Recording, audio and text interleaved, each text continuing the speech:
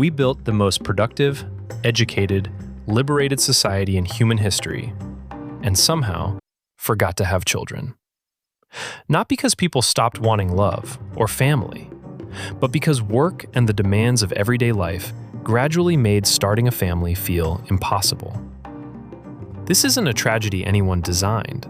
It's one nobody noticed until the birth rate charts started showing a clear decline. South Korea, one of the most economically developed nations on Earth, recorded a fertility rate of 0.72 in 2023, the lowest ever measured for any country in recorded history. The average South Korean woman is now statistically unlikely to have even one child. Compare that to Niger at 6.7, or the West Bank at 3.5, or even Israel, a wealthy, educated country, holding steady near 2.9. The pattern that emerges is uncomfortable but consistent. The higher the cost of living, the higher the tax burden, the higher the rate of mandatory dual-income households, the fewer children are born.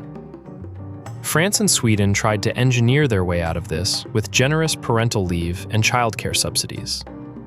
Birth rates ticked up slightly, then resumed their slide. Here is the part that rarely gets said plainly. For most of human history, a woman's survival depended in large part on partnering with a man who could provide those things.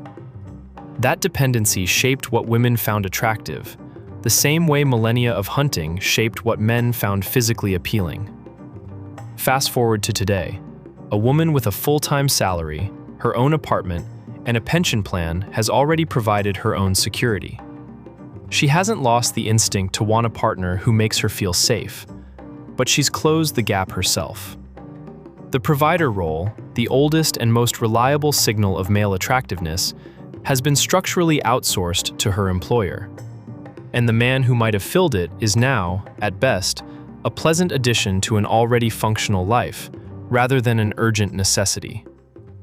If you ask the modern working woman whether she is ready to add pregnancy and motherhood to the equation, the question is rarely about whether she wants a child. It is whether her actual life can hold one. The conditions for starting a family often feel impossible.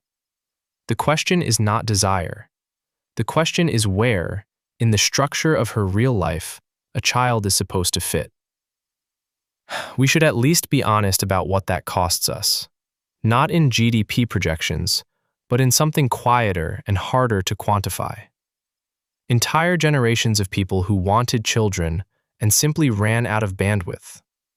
A civilization that optimized for productivity and discovered, too late, that it had quietly optimized away the thing that makes productivity mean something in the first place.